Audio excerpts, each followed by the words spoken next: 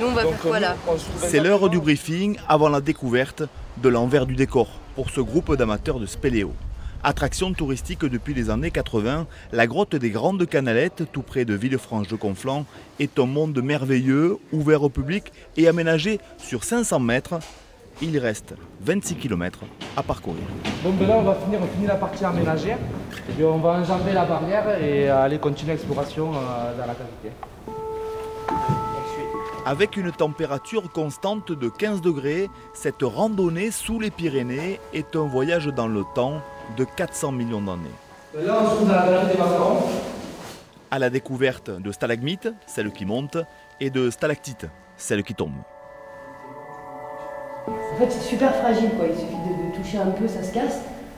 C'est magnifique, quoi. C'est super parce que c'est assez fragile alors que ça date de tellement d'années. C'est incroyable.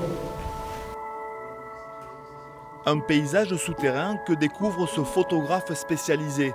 Fin connaisseur des cavités dans toute l'Europe, Rémi est enthousiasmé. Des stalagmites qui sont juste en dessous, puis si on regarde bien, on a des petites gouttes d'eau là, c'est assez sympa. Ce que j'aime ici, c'est plutôt l'aspect grand volume, avec autant des choses qui sont très massives, et puis on a des choses aussi qui sont très fines.